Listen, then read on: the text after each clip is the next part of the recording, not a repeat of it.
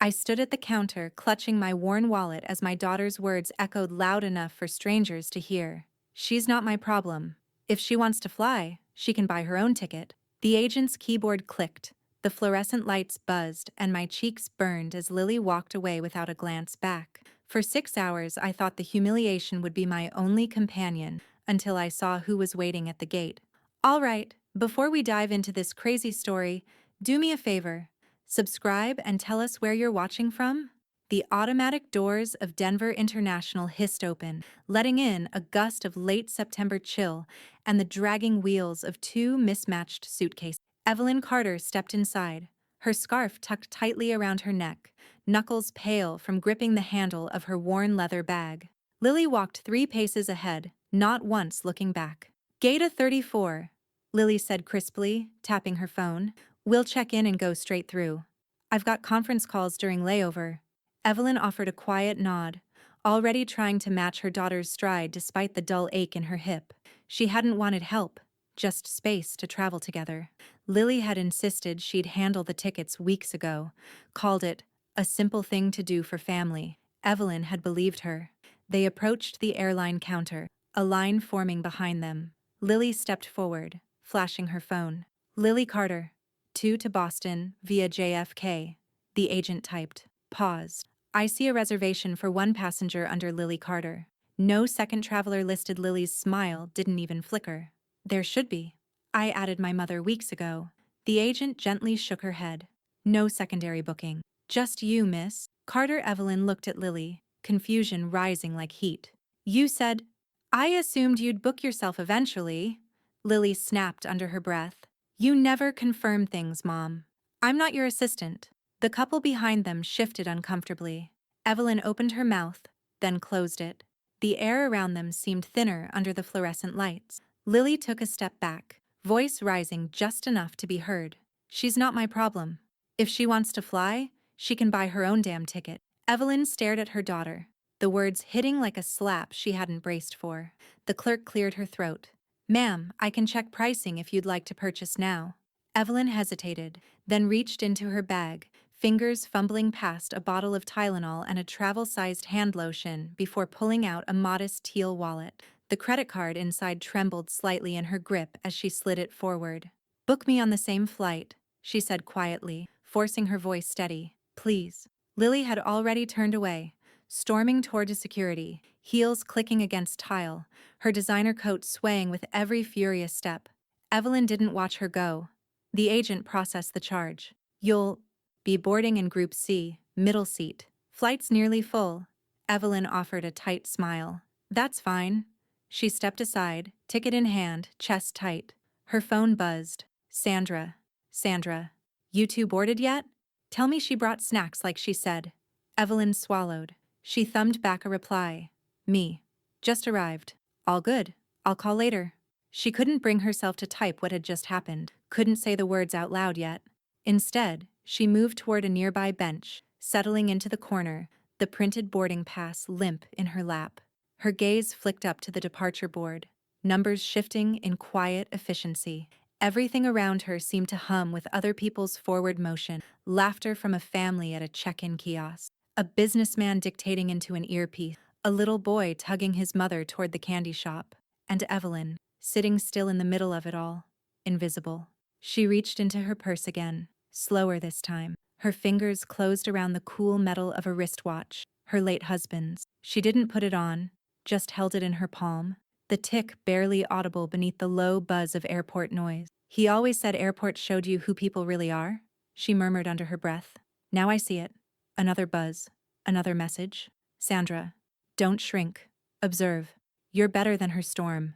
Evelyn's lips twitched at that. Sandra always knew the exact words, the kind that lit a fuse, instead of offering comfort. And today, that fuse caught. She stood slowly, smoothing the front of her coat, shoulders squaring by degrees. The sting was still there, sharp and fresh, but underneath it, something else had begun to stir.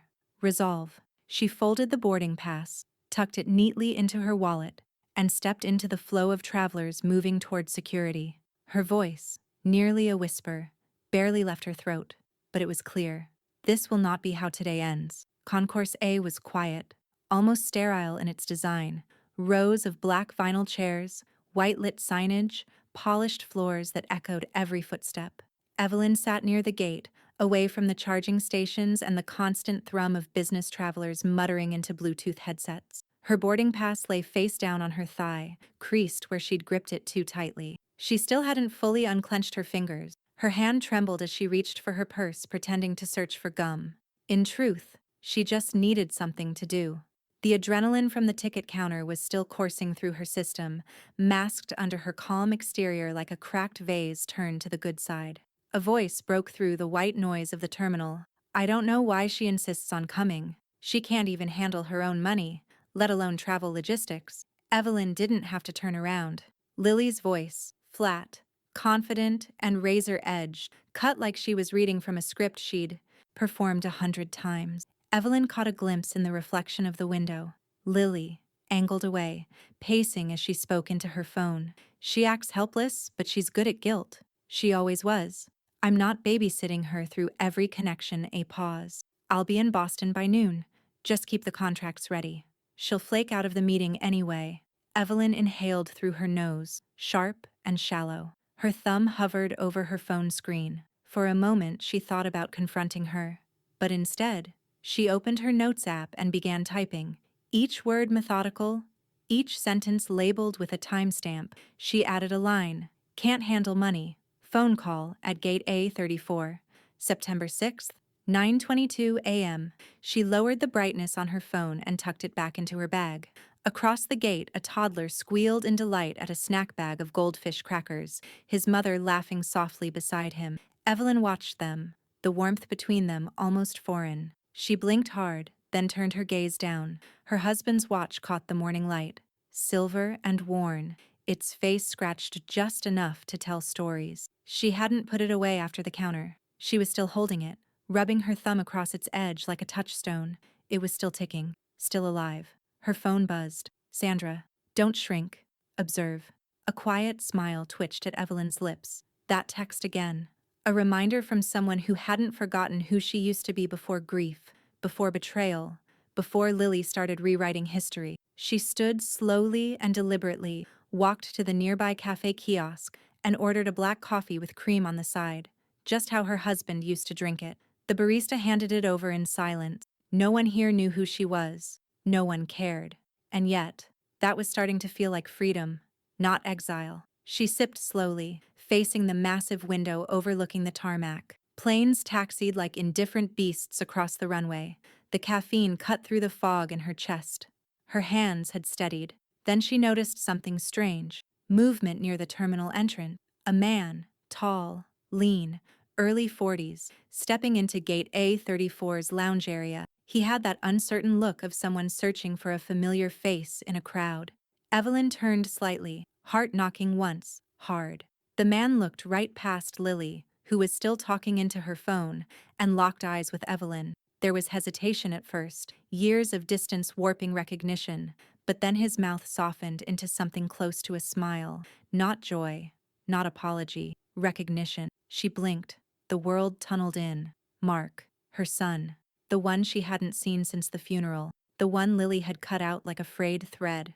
He stepped forward slowly, a duffel bag slung over his shoulder, a trace of unease in every step. Evelyn's coffee cup trembled ever so slightly in her hand. Her voice caught in her throat. And then he walked toward her. "Hi, Mom." The words landed softly but carried the weight of years. Evelyn blinked, still frozen in place, her coffee cooling between her fingers. Mark stood just a few feet away now, his duffel slipping off his shoulder and landing beside him with a dull thud. Up close, he looked older. Lines at the corners of his eyes, a few gray strands in his beard, but not hardened, not like Lily. Evelyn's throat tightened. She wasn't sure if she should reach out or back away.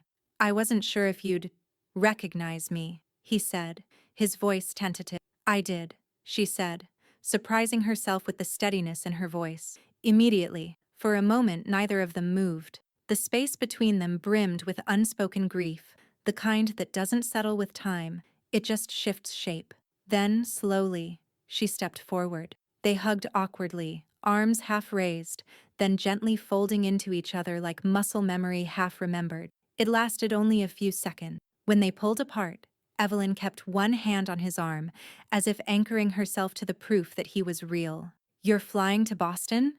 she asked. Mark nodded. "Same flight as you and Lily." Evelyn glanced over his shoulder. Lily was still on her phone, oblivious, or pretending to be. Her words were animated again. Business talk, barking instruction, not a flicker of attention spared for her brother's arrival. Evelyn turned back. "Does she know you're here?" "No," he exhaled, "and I'd like to keep it that way." For now, a beat passed before Evelyn spoke. "After Dad's funeral, she made it sound like you didn't want to come back, that you didn't want any of this." "I know what she said." His jaw tightened, "and I let her say it. I didn't have the strength then to fight her, or to protect you." I hated that Evelyn lowered her gaze. A wave of old guilt swept through her. How easily she had accepted Lily's version of things, how quickly she'd folded into the grief. "I thought you'd shut me out," she said quietly. "I didn't." His voice softened. "I just got tired of being erased." They stood in silence, the roar of a plane lifting from the runway briefly swallowing the distance between them. Evelyn felt herself straighten as the noise faded. The past was still there, still bruised, but not untouchable. "So, you just happened to be flying today?" she asked, squinting a little. Mark gave a crooked smile. "Not quite." He reached into the outer pocket of his jacket and pulled out a folded sheet of paper. On it was a printed itinerary with his name and a booking number. Below that, Evelyn Carter. She took it, puzzled. "That was booked by David Ross," Mark said. "Your attorney." Evelyn looked up sharply. "You're in touch with David?" Mark nodded. "He called me 2 weeks ago. Said it was time you stopped being isolated, that there were things Lily never wanted either of us to know. He thinks she's done more than just lie. He thinks she's broken the law." Evelyn's stomach dropped. Mark leaned in slightly, voice low. "David's been gathering documents, financials, communications, emails, things Lily buried. He thinks there's enough to open up everything." Evelyn swallowed hard, her pulse climbing. "And Boston? It's not just a visit. It's the next move." She stared at him, trying to reconcile the son she hadn't seen in years with the man now helping her build a case. A quiet fire ignited in her chest, an old resilience, long buried under Lily's dismissals and polite cruelty. "She won't see this coming," Evelyn said, almost to herself. "No," Mark replied. "That's the point." Behind them, a boarding call echoed faintly over the intercom. "Flight 218 to JFK. Boarding will begin shortly at gate A34. Lily's voice rang out again, louder now, as she snapped her phone shut and turned toward the gate. She still hadn't noticed Mark. Not yet. Evelyn looked at her son. "What happens when she does?" Mark's expression shifted, half grim, half resolute. "We let her realize this isn't her flight anymore. Now, boarding Group A for Flight 218 to New York. Passengers needing extra time or assistance may approach the gate." Mark tucked his folded itinerary back into his jacket pocket, his eyes still on Lily across the terminal. Evelyn followed his gaze. Her daughter was pacing again, earbuds in, tapping aggressively at her phone. She still hadn't looked up, still hadn't seen him. "Let's move before Group C gets called," Mark murmured. They approached the gate together. Evelyn's pulse ticked faster, not from nerves now, but something else, something closer to readiness. The gate agent looked up as they reached the counter. "Names?" "Evelyn Carter and Mark Carter," Mark said evenly, sliding over their passes. The woman typed briskly, then glanced at her screen. "You're both in Group B. Assigned seats 21E and 21F, window and middle." Mark smiled faintly. "Perfect." Evelyn blinked. "You arranged for us to sit together?" He leaned closer, not smug, just certain. "David handled it when he booked mine. Didn't want her to split us up." As they stepped away from the counter, a sudden shift in energy behind them made Evelyn's shoulders stiffen. "Wait," Lily's voice. Low, controlled, dangerous. Evelyn turned slowly. Lily stood 5 feet away, her boarding pass clutched tightly in her manicured hand. Her jaw was clenched so tightly Evelyn could see the muscle jump beneath the skin. "You two are flying together?" Her gaze ping-ponged between them. "Since when is that a thing?" Evelyn didn't answer. Mark stayed still beside her, the picture of measured calm. Lily exhaled through her nose, then turned on her heel and stalked to the counter. "Excuse me," she said to the agent, There's been a mix-up. I need to be seated with my mother. Switch me to wherever she is. The agent glanced back down at the screen, then shook her head. Sorry, ma'am. The flight's full. Those seats are already confirmed. I don't care if the flight's full. She's my mother. That's my seat. The agent's expression didn't budge. Again, I'm afraid that's not possible. I suggest you speak to the gate crew upon landing if you'd like assistance on your next leg. Lily stood frozen, lips pressed into a line, her corporate polish cracking just slightly around the edges. Evelyn felt it, the first tremor in Lily's control. She turned back to them, fixing Evelyn with that cold, glassy stare that once silenced every family conversation. This is ridiculous. Evelyn met her daughter's gaze without flinching. Then don't sit near us. Problem solved? Mark gave a quiet snort and turned away, already walking toward the jet bridge. Evelyn followed, her carry-on rolling behind her like an afterthought. On board, they found their seats midway through the cabin. Evelyn took the window. Mark dropped into the middle. Across the aisle, passengers jostled with backpacks, jackets, headphones, snacks. The plane was noisy, chaotic, but in seat 21E, Evelyn exhaled for the first time in what felt like hours. She carefully slid her bag under the seat, buckled in, and settled her coat across her lap. Lily passed by a minute later, her heels tapping angrily on the narrow aisle. Her seat was further back, close enough to see them, too far to interrupt. As she passed, she didn't make eye contact. Smooth landing, right? Mark said under his breath. Evelyn smiled faintly, eyes still ahead. She doesn't know why we're really going to Boston. Mark leaned toward her, voice low and even. Not yet. The plane jerked slightly as the crew began final checks. Engines roared to life beneath their feet. Evelyn could feel the weight of the moment settle on her shoulders. Not heavy, not crushing, just solid. Lily would be in the air for the next 4 hours with no idea that everything she'd controlled was already slipping from her hands. Evelyn turned to the small oval window, watching the tarmac roll by. She's about to find out, she whispered. The plane lifted from the ground. The hum of the plane was a low, constant murmur, white noise for the wounds Evelyn hadn't known were still open. She stared out the window as clouds pulled past like pulled cotton, her thoughts clouded with question. Mark sat beside her, quiet at first, arms crossed, thumb idly grazing the zipper of his jacket. It was the kind of silence Evelyn had missed, not the kind that punished, but the kind that let her breathe. Do you want to know why David reached out? He asked, voice just loud enough to cut through the drone of the engine. Evelyn turned from the window. I do now. Mark reached down and pulled a thin folder from his backpack, cream-colored, legal-sized, unlabeled, the kind of folder that looked harmless until you opened it. He found discrepancies in the filings, Mark said. Small things at first. Signatures that didn't match, timing that didn't line up. Evelyn took the folder slowly, careful not to draw attention. She opened it on her lap, shielding it with her arm. Inside were photocopies, court-stamped document, email printouts, line-item summaries from an estate file she hadn't seen in over a year. You're not listed anywhere, Mark said. Not on the trust. Not on the final property schedule. She submitted a revised inventory to the court 6 months ago. It made it look like you were incapable of handling the estate on your own. Evelyn's fingers gripped the edge of the folder. She filed this behind my back? She did more than file, he said. She forged. He flipped to a page marked in red. Evelyn's signature was scrawled at the bottom. It looked like hers, but it wasn't. Not the real one.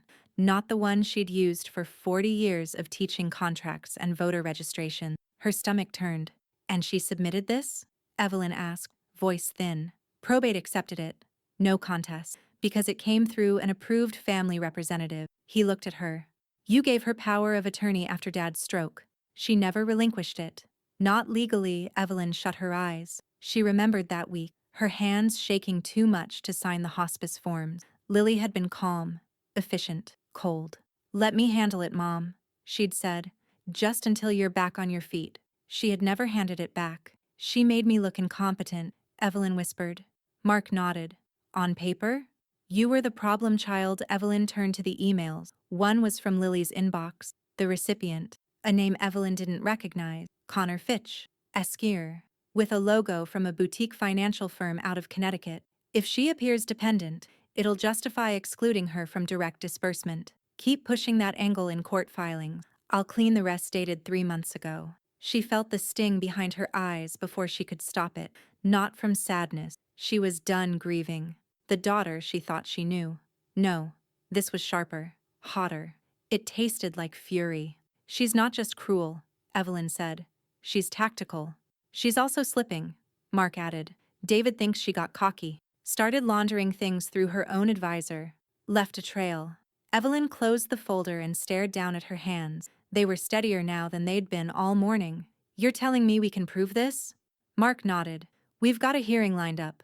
David's filed for a motion to reopen the probate distribution. But this isn't just about money anymore, Mom. He met her eyes. She tried to erase both of us. In public record, Evelyn looked back toward the rear of the plane. She couldn't see Lily, but she could feel her. Somewhere behind them, sitting smug and satisfied, probably texting lawyers and assistants like the world still bent to her timing. And for the first time in months, Evelyn didn't feel small. She felt dangerous. She thought I'd fold at the counter, Evelyn murmured, that I'd crawl behind her. Like I always have, Mark leaned in, his voice low, steady. Boston isn't a family trip. It's war. Evelyn turned her face back to the window. The clouds had broken, patches of blue now cutting through the gray. Then we fight together. The plane jolted as turbulence rippled through the cabin. The lights above them flickered, passengers murmured, but Evelyn didn't move. She held the folder tight in her lap, and somewhere behind them, Lily had no idea her next landing wouldn't be soft. The layover in New York was a blur of fluorescent lights and muffled announcement, a liminal space between turbulence and testimony. Terminal 5 at JFK was overcrowded and underventilated, every row of seats half claimed by backpacks or sprawled legs. Evelyn sat close to the windows, her coat draped neatly over her lap, her hands resting on the closed folder tucked inside her travel tote. Mark sat beside her, eating silently from a paper box of lo mein he'd grabbed from a food kiosk. He didn't say much. He didn't need to. Between them, the air was quiet but alive, like the static before a storm. Across the seating area, Lily paced, phone to her ear. Voice sharp, heels clicking with practiced urgency. No, I'm not changing my flight. This is a legal formality, not a real hearing. No, she won't even make it that far. You'll see when I send you the transcripts. I'm handling. Like always, Evelyn didn't turn her head. She simply lifted her phone, opened her notes app again, and typed, Layover, 1:14 p.m., JFK Gate B, 22. Lily on phone. Not a real hearing. I'm handling it, like always. Her thumb hovered a moment, then tapped save. I don't think she realizes how loud she is, Mark said softly, chewing. She's not trying to be quiet, Evelyn replied, gaze steady. She wants everyone to hear her version first. Classic. Moment passed. Evelyn's phone buzzed. Sandra, you still breathing? Or did she throw you off the plane? Evelyn smiled and typed back. Still standing. More to say soon. Mark leaned over and pointed toward a small cafe down the concourse. Want anything? Hot tea. No sugar. He stood, stretched, and walked off toward the line. Evelyn took the quiet moment to shift the folder in her lap just enough to glance down at the contents again. David's cover letter, the flag document, the emails with Fitch. Her eyes scanned the page like a language she was suddenly fluent in. Deceit had a structure, and her daughter had built it with intent. Across the terminal, Lily's voice pitched louder. She doesn't listen. She doesn't remember anything unless it makes her the victim. I've done everything for that woman, and now she's got Mark crawling out of whatever hole he's been hiding in. 2 dependents, and I'm supposed to just nod and absorb the blame? Evelyn calmly pulled out her travel journal. She flipped past old recipes clipped from magazines, notes from her garden club meetings, a quote she liked from a library wall. And then, neatly, 1:17 p.m. 2 dependents. Absorb the blame. Lily paced closer now, still unaware she was being observed, her phone tucked against her shoulder, her other hand rummaging in her tote. Then suddenly, she pivoted, lifting her own phone and snapping a photo of Evelyn and Mark from across the seating area. Flash off, but deliberate. Mark returned at that exact moment, holding 2 cups and a paper bag of snacks. Did she just take a picture of us? Evelyn didn't even blink. She did. They both watched as Lily lowered the phone and muttered something into it. Evidence, she said aloud, just clear enough for them to hear. in case she forgets what she said when she gets on the stand. Mark raised an eyebrow. She's not even subtle. No, Evelyn said. But she's thorough. He handed her the tea. She accepted it with steady fingers. Her heart wasn't pounding anymore. Her hands weren't shaking. The power was shifting, and she could feel it. Not all at once, but in the small things. The silence she no longer feared. The words she now recorded. The fact that Lily, for all her bravado, had resorted to gathering evidence. She's preparing for a war she doesn't know she already lost, Mark said. Evelyn stirred her tea with the wooden stick, the heat rising in small curls of steam. She still thinks this ends in her office, she said. Not in a courtroom. They sipped in silence for a beat. Then the boarding announcement called them again. Flight 436 to Boston now boarding at Gate B22. Mark stood first. Evelyn rose beside him, calm and measured, her journal tucked beneath her arm, her tote zipped tight. And somewhere behind them, Lily snapped her suitcase shut. The wheels touched down at Logan with a muted thump. Evelyn barely flinched. Her fingers were still wrapped around the teacup from JFK, now long empty, but warm enough to keep her grounded. Mark didn't speak. He'd been in that still, thoughtful silence for the final half of the flight, one leg crossed, head tilted toward the window, the way their father used to sit during long drives. Lily was already unbuckling before the plane even parked at the gate. "Excuse me," she muttered as she passed them in the aisle. She didn't look at either of them, just powered down the narrow corridor like she had a boardroom waiting on the tarmac. "She's going to try to reset the narrative the moment we land," Mark murmured. "She can try," Evelyn replied. The terminal was cooler than Denver or New York, and dimmer. The air held the sharp, damp edge of Atlantic wind pressing through the seams of the sliding glass doors. Evelyn inhaled deeply. This wasn't just a new city. It felt like neutral ground, and she wasn't arriving alone this time. Down near baggage claim, a tall man stood with a leather messenger bag slung over one shoulder and a takeout coffee in his hand. His suit was charcoal, crisp but not showy. His expression, when he saw Evelyn, wasn't surprise. It was relief. "Mrs. Carter?" David Ross said with a warm nod. "You made it." "Barely," Evelyn replied, her voice even. "But yes, we're here." He shook Mark's hand next, with the kind of familiarity that didn't need words. The bond was quiet, but earned.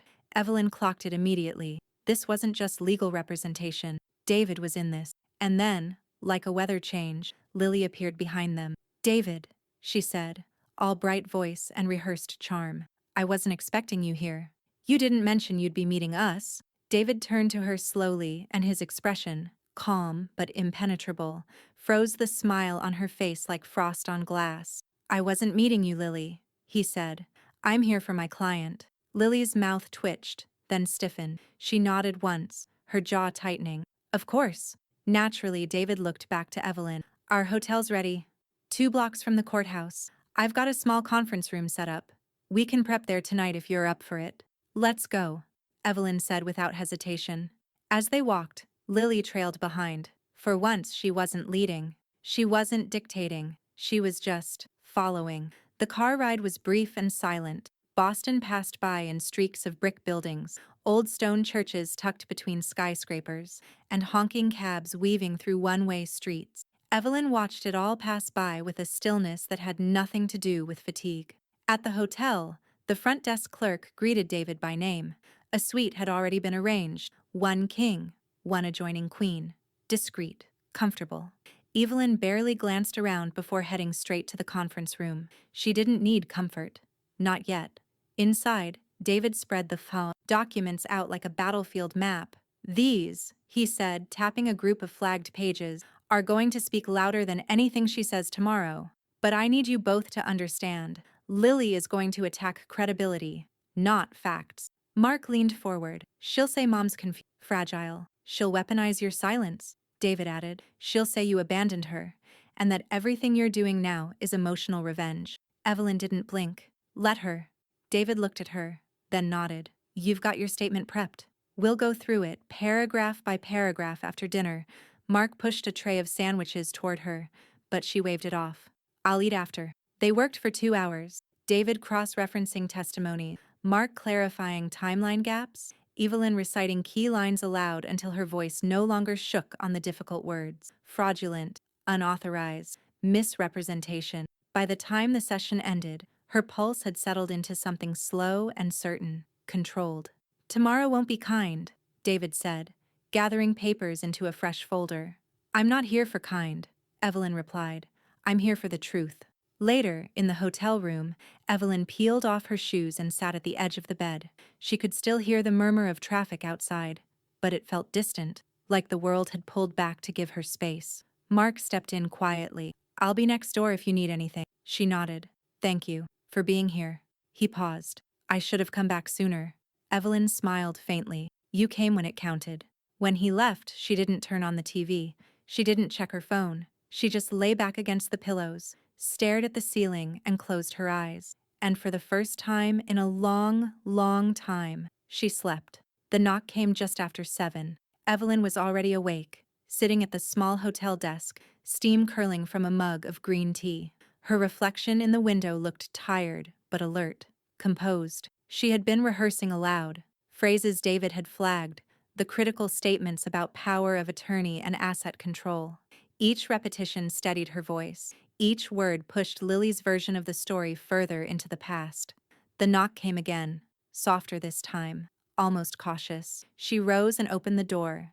No one stood in the hallway, but at her feet sat a white hotel envelope, folded once and slid just inside the threshold.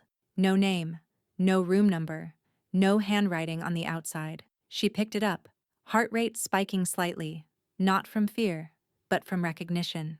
Inside, a single printed page, bold, centered, not legal language, not a lawyer's voice, just 3 lines. "Don't testify tomorrow. Remember who controls the money. You've already been erased once." No signature. Her fingers tightened around the paper. No tremble this time, just heat. She crossed to the bathroom, flipped on the faucet in the marble sink, and struck a match from the hotel's courtesy book. The flame caught the corner in one breath. She held the envelope there until the fire blackened each word, the ash crumbling into the basin like snow from a roof. Then she watched it swirl down the drain. By 8:30, Mark and David were in the conference room again, prepping fresh exhibits and lining up the order of witnesses. Evelyn walked in holding nothing but her tea. Mark looked up. "Morning. You okay?" She set the now empty mug down. "I got a message." His brow furrowed. "Lily?" I don't think she had the nerve to sign it. She told them what it said. No exaggeration, no emotion, just the facts. David rubbed his jaw. "We'll report it after the hearing. Nothing we can prove before then. But it's intimidation." Straight up, Mark was more direct. "We go harder." Evelyn nodded. "We go harder." By mid-morning, David had already sent new requests for supplemental affidavit. The courthouse clerk would get them before the hearing opened. One from a former estate accountant, one from an old contact at the firm that handled the trust, both referencing Lily's push to isolate decision-making. And then came Sandra's email. Subject: for Evelyn. Character letter.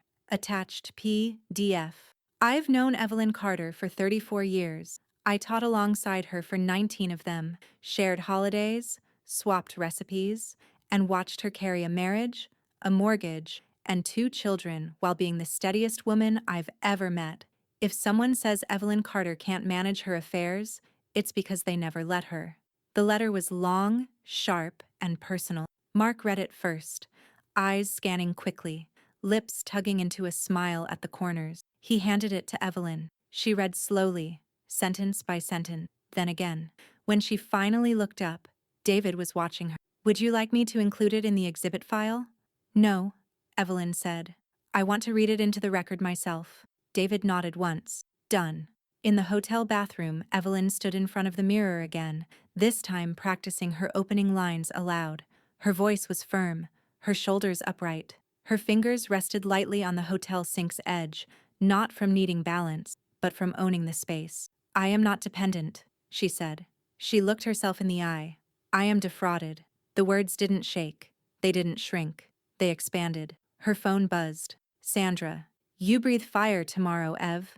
No blinking, Evelyn replied. "Already burning." She stepped out of the bathroom just as David returned with an updated folder. "Everything's locked in. We're up second on the docket." Evelyn took the folder, tucked it under her arm, and glanced at Mark. "We ready?" she asked. He didn't hesitate. "More than she is." Outside the window, the courthouse was visible now, just beyond the neighboring rooftops, its old stone face watching over the city like judgment waiting to be spoken. The courthouse smelled of cold marble and paper, a sterile blend of centuries-old judgment and modern bureaucracy. Evelyn's heels tapped softly against the hallway floor as she walked in step with Mark and David. She didn't fidget, didn't clutch her folder like armor. Her spine was straight, her coat pressed, her breath controlled. Second on the docket. That's what David had said. And now it was time.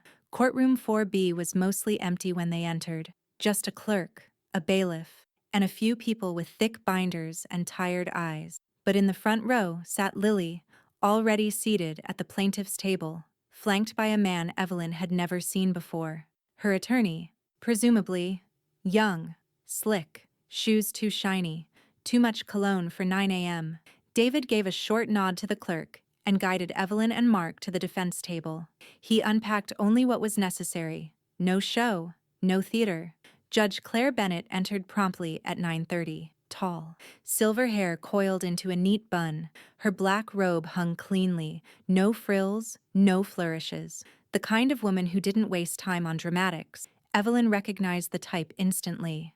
The courtroom stood and sat again in a wave. Case of Carter versus Carter, matter of probate reopening and motion to nullify prior estate allocations, the clerk read aloud.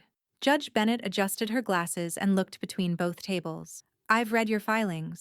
I've read your affidavit. We're not here to retread emotional history. We're here to determine whether legal manipulation occurred under false pretenses. Understood? Lily's attorney stood. Of course, Your Honor. We intend to demonstrate that Miss Evelyn Carter is, unfortunately, unfit to manage her own affairs and was at the time of the estate's distribution. All prior filings were done with court approval. Based on medical recommendations and financial data available at the time, Evelyn's stomach stayed steady. It was like watching someone play a part in a script you'd already read. Judge Bennett turned. Miss Carter, do you wish to make a statement? David nodded to her. Evelyn stood slowly, walked to the small lectern, and opened her folder. She took one breath, just one. Then she began.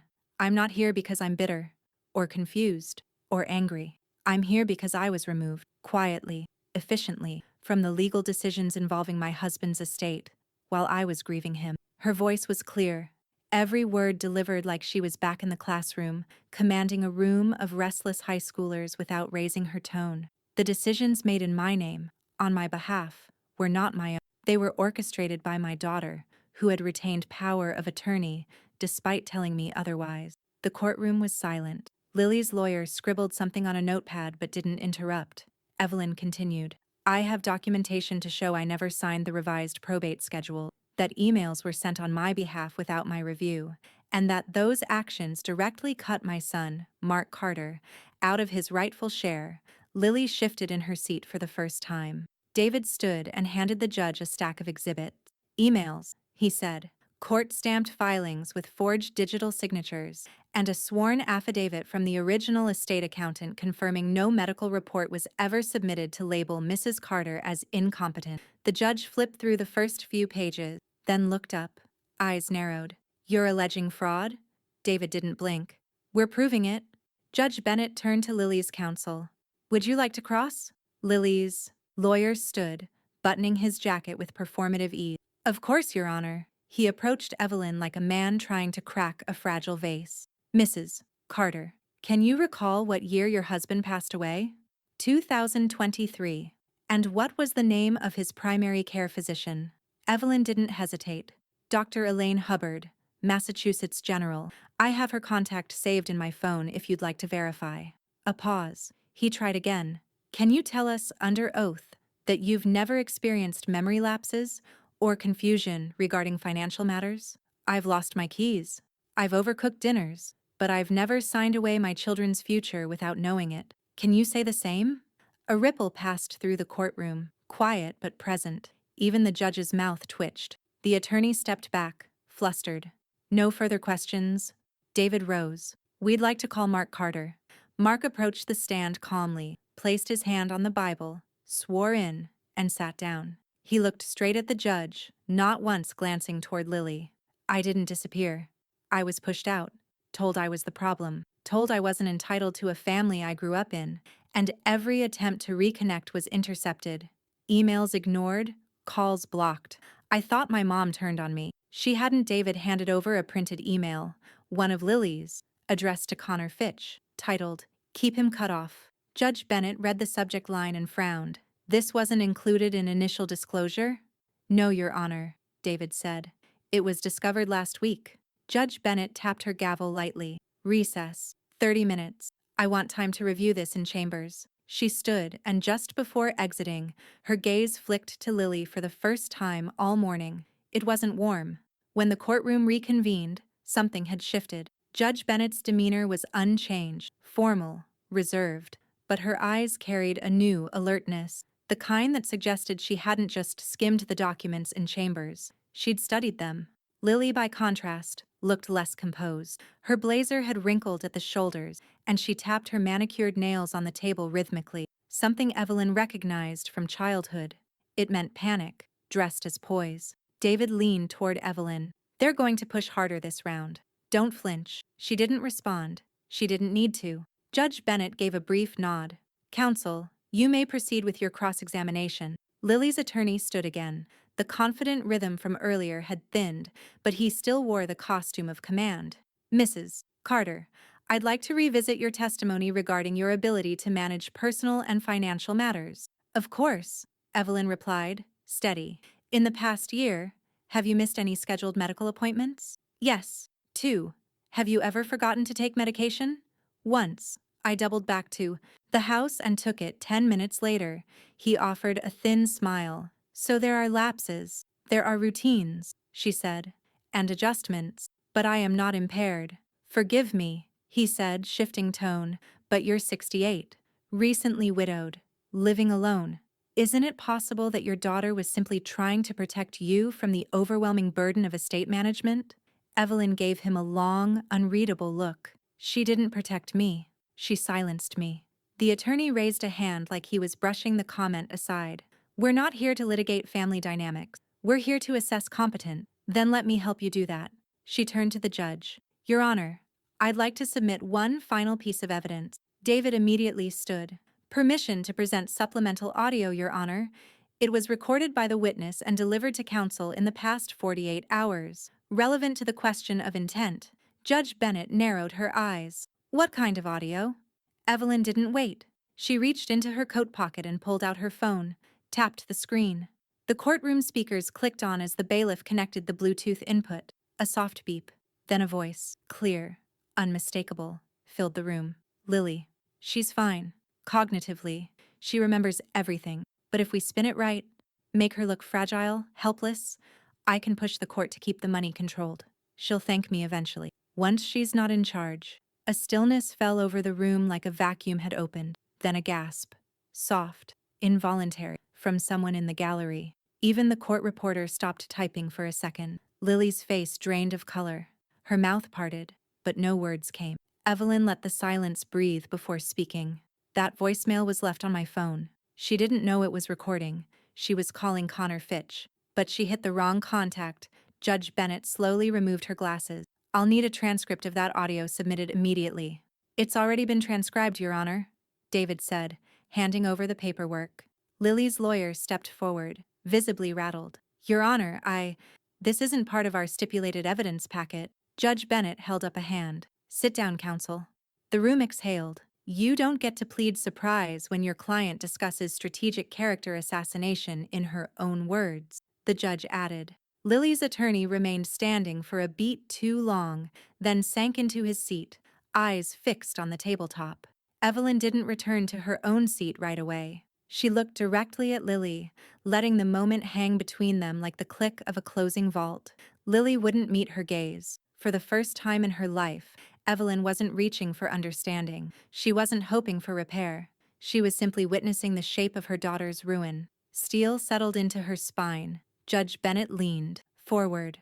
"This changes the framing of the entire case. We'll reconvene for final statements in the morning.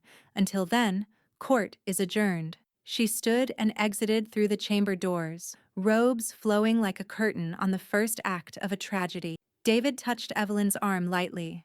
That was the kill shot. No, Evelyn said, eyes still on Lily. That was the mask slipping. Lily stood abruptly, whispered something sharp to her attorney, then marched toward the exit. She didn't look back. Mark exhaled beside Evelyn. Did you know you were holding that voicemail the whole time? She turned to him. I wanted to see if she'd try to lie under oath, Evelyn said. She did.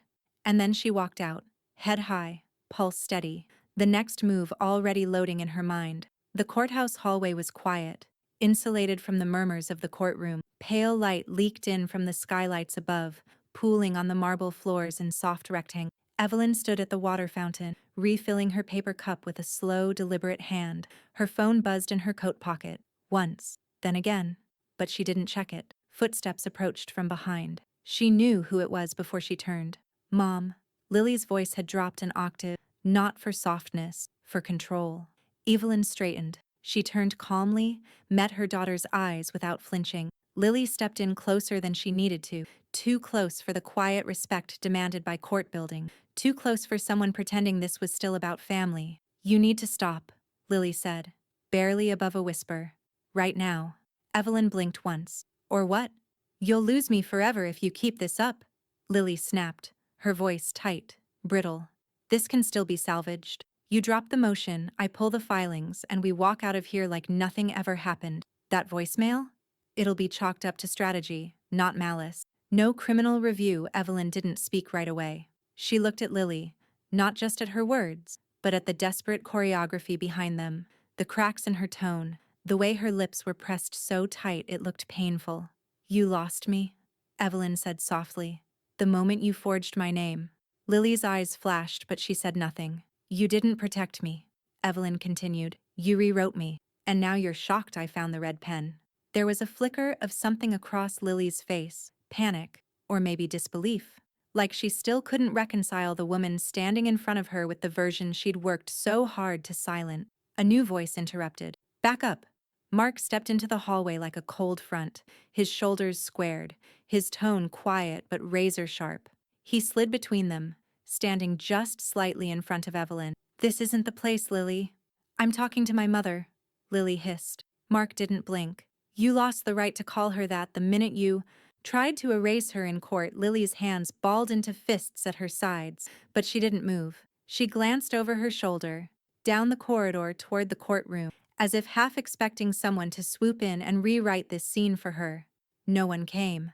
A door opened at the end of the hall. David appeared, files in hand. He saw the three of them, assessed the tension in a heartbeat, and quickened his pace. Absolutely not, he said firmly. Court rules. No contact between parties outside of testimony. If this continues, I'll file a motion for protective measures. Lily took a step back, teeth clenched. This isn't over. No, Evelyn said, voice calm as glass. It's just finally begun. Lily turned and walked away, her heels echoing sharply against the tile as she disappeared around the corner. David exhaled. You okay? Mark looked to Evelyn. I'm fine, she said. And she was. Not rattled, not shaken, just anchored. David handed her a small envelope. Exhibit approvals for tomorrow. Judge wants written summaries submitted by 9. She took them. They'll be ready. As they turned to walk back toward the waiting area, Evelyn's phone buzzed again. She pulled it from her pocket. Sandra. The church ladies put your picture in the bulletin. Under prayer and pride. Thought you should know. Attached. A blurry photo of Evelyn in the courthouse hallway, hands clasped in front of her, posture tall. Mark clearly beside her. Someone must have taken it from a distance. Another message followed. Everyone's watching. And cheering. Keep going. Evelyn's throat tightened. But it wasn't grief this time. It was gravity. The kind that pulls you toward the version of yourself you used to be, before someone tried to bury her in the name of help. She looked up at Mark. Let's prep. The day was almost done, but the verdict still waited, and so did the world beyond it.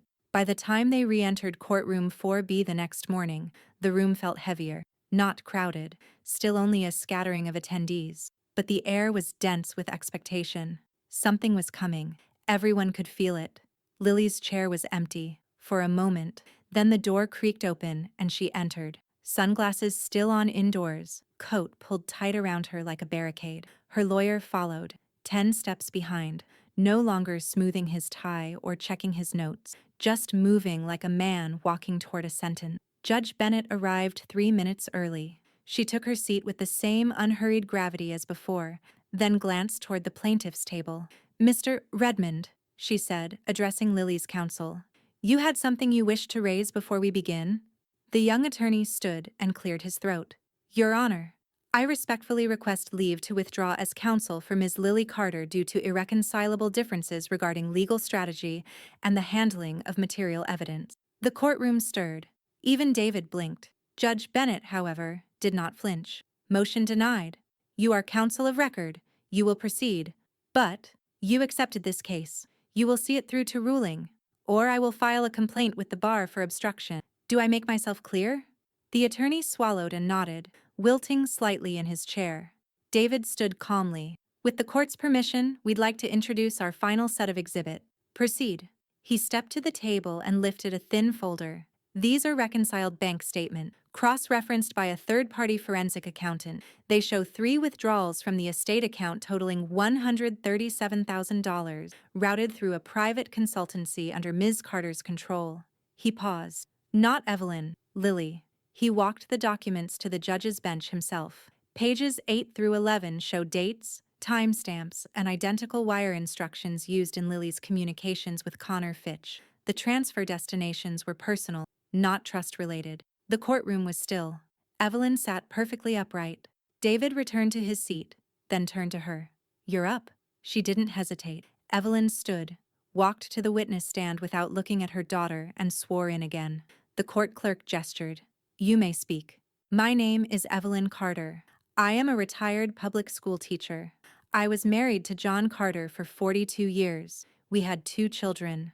I trusted one with my husband's legacy. That trust was exploited." She looked at Judge Bennett directly. "I'm not asking for vengeance. I'm asking for visibility. I want the record to reflect what actually happened, not the fiction my daughter spun while I was grieving." David asked just 2 clarifying questions, both brief. The judge nodded after each. It was done. On her way back to her seat, Evelyn paused near the table where Mark sat. He looked up and smiled. "Just a flicker. Just enough. Dad would be proud," he whispered. She reached out and touched his hand once, then sat, spine still straight. Across the aisle, Lily said nothing. She didn't touch her notepad. She didn't even remove her sunglasses. When Judge Bennett turned to her, Lily's eyes remained hidden, her jaw locked. "Miss Carter," the judge said flatly, "you are not required to speak, but if you wish to contest these findings with a closing statement." "No," Lily said, barely audible. Judge Bennett nodded once, expression unreadable. "Very well. The court will return tomorrow at 9 a.m. for ruling." A pause. Then, "This case has presented complex facts, but very little moral ambiguity. You may all want to sit with that." She stood, banged her gavel once, and exited through the side door without waiting for the room to rise. David leaned in toward Evelyn. That was it. Mark let out a long breath, like he'd been holding it since Denver. Lily remained seated, unmoving, frozen in place while the courtroom emptied around her. Evelyn didn't spare her a glance. She walked out into the hallway with her son beside her, and her attorney trailing behind. The verdict wasn't in yet, but the truth had already landed. At precisely 8:57 a.m., Evelyn walked into courtroom 4B for the last time. The bench was still empty. The bailiff waited near the door, arms crossed. The air smelled of dust and ink and finality. David stood beside her, straightening his tie. Mark sat already, hands clasped loosely between his knees, as if he hadn't moved since yesterday. There was a quiet tension in him, but not dread. Readiness. Lily entered 1 minute before the hour.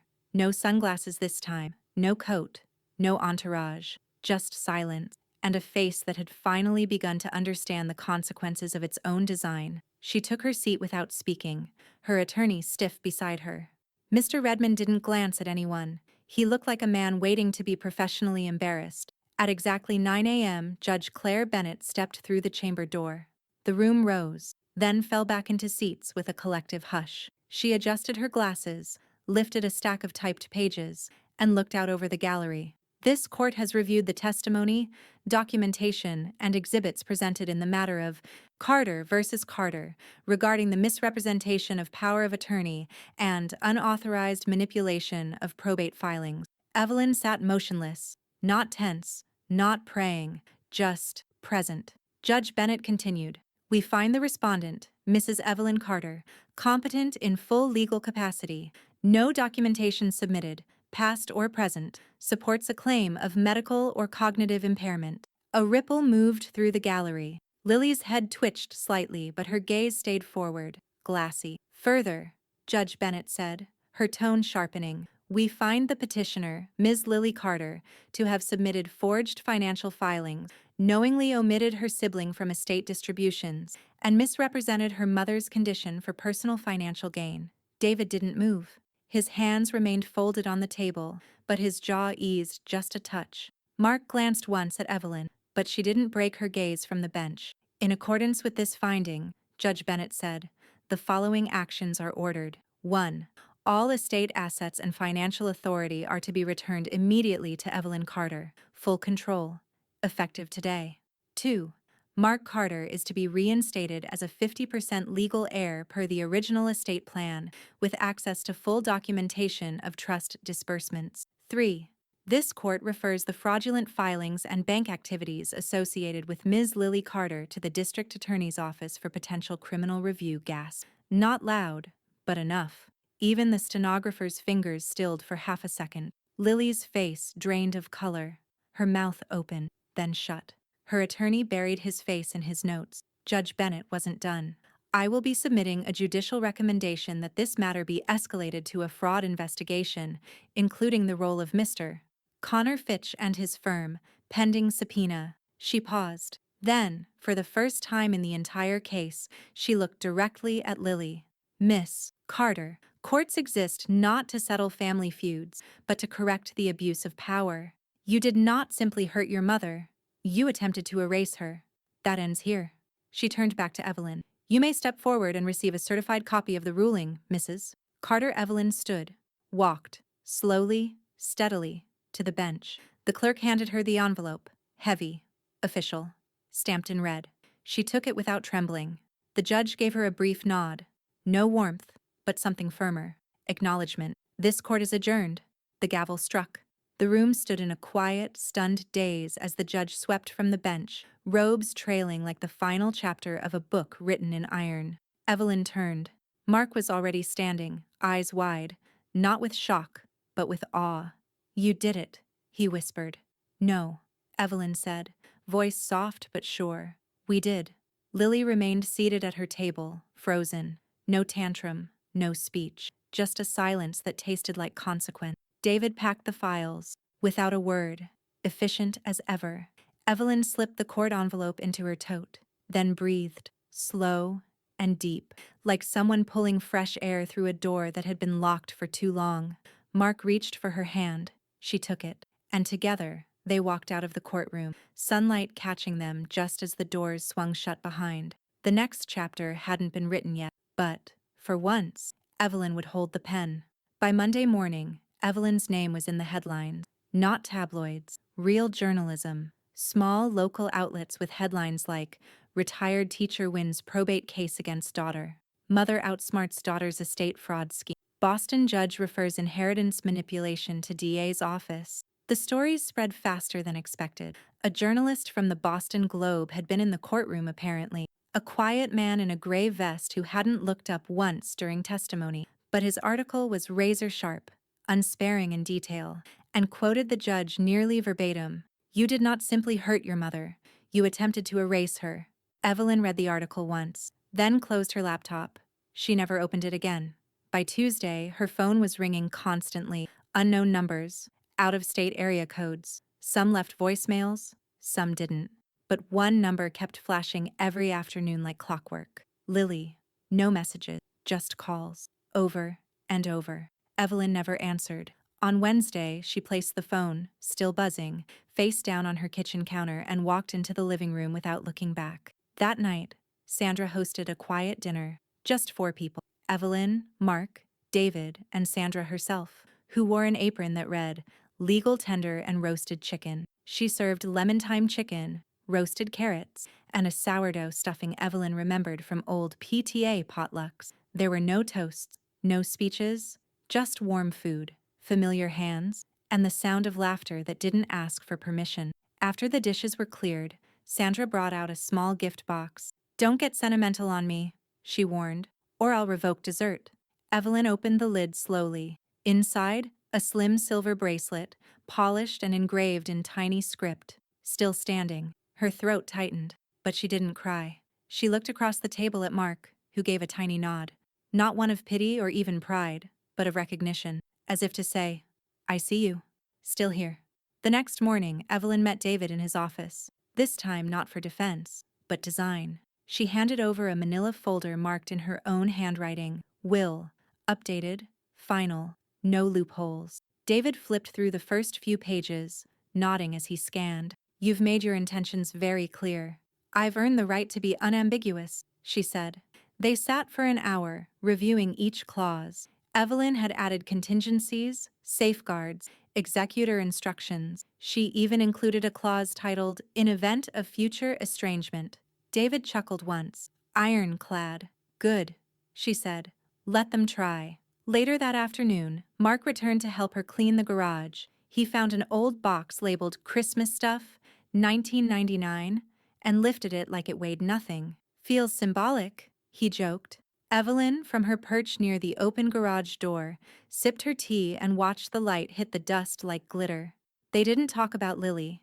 They talked about planting hydrangeas, about selling the condo next year, about Mark maybe moving back to Massachusetts full-time. Future stuff. The kind of talk she used to avoid. Afraid of what would come next. Afraid of making plans that could be taken from her. But now, the future felt less like a threat, and more like something she could finally reach for. That night, she placed the bracelet on her wrist, tracing the inscription with her thumb before bed. Still standing, not victorious, not vindicated, but standing, which, after everything, was enough. Her phone buzzed once on the nightstand. Unknown number. She didn't answer. Instead, she turned off the lamp, lay back against the cool pillow, and whispered into the dark, "I'm still here." And this time, she didn't have to prove it to anyone. The ballroom smelled faintly of lemon polish and ambition. Rows of folding chairs curved toward a makeshift stage, the backdrop a navy banner that read in gold serif font, "Guardianship, Dignity, and Power, Protecting Our Elders in the Age of Financial Fraud." Evelyn Carter adjusted the microphone on the podium, the plastic slightly loose beneath her hand. She wore slate gray slacks, a blouse with subtle lilac pinstripes, and her husband's watch, still ticking, worn now like a quiet oath. She glanced down at the note cards in front of her, but she didn't need them. She cleared her throat. The room stilled. "I was 68 when I learned what a power of attorney really meant," she began. "I thought it was a line on a form. Something you signed when you were overwhelmed. Something you gave to someone you trusted just for a while." She paused. "I was wrong." From the front row, Mark leaned forward slightly. Next to him, Sandra gave a tiny, audible sniffle and nodded like she was saying amen. Evelyn's voice grew stronger. "My daughter didn't hit me. She didn't scream. She didn't steal the jewelry box from the bedroom or break into the safe. What she did was colder and more accepted. She made herself the voice on every document, the pen on every check, the name on every line where mine should have been." There was a murmur near the back, someone whispering, "That happened to my aunt." Evelyn looked up and let the moment stretch. "She said she was protecting me." And maybe she believed that at first, but it wasn't protection. It was erasure. Neat, legal, sanitized. "She took my name off my own future and called it care." A hand went up in the second row. An older man, gray hair swept neatly back, nodded with slow reverence. "I didn't come here today to seek pity," Evelyn said. "I came because silence is what abusers count on, especially when the abuse doesn't leave bruises." She lifted her left hand. "And if you've ever been told you're too tired, too emotional, or too fragile to know your own mind, let me say this plainly. You are not a liability. You are not a footnote. You are not someone else's opportunity." There was applause now, soft, then growing. Mark smiled, hands folded over his knee. Evelyn reached for her final card, more for the rhythm than the words, and glanced once toward the bouquet sitting on a nearby table. stargazer lilies and yellow roses, a note tucked between the stems in looping cursive. Some jewels can't be sold. Lou.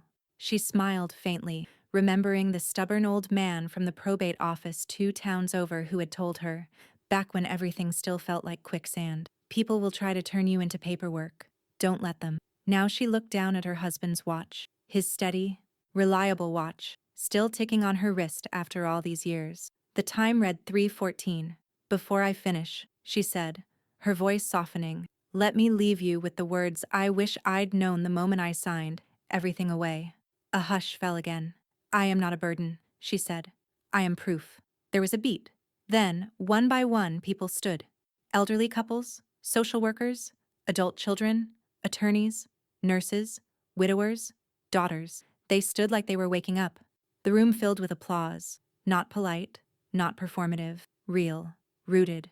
Evelyn stepped back from the mic. Her spine didn't waver. Her hands didn't shake. She let the sound roll through her like light breaking through water. Mark met her at the side of the stage, his hand gripping hers tightly. You were incredible, he whispered.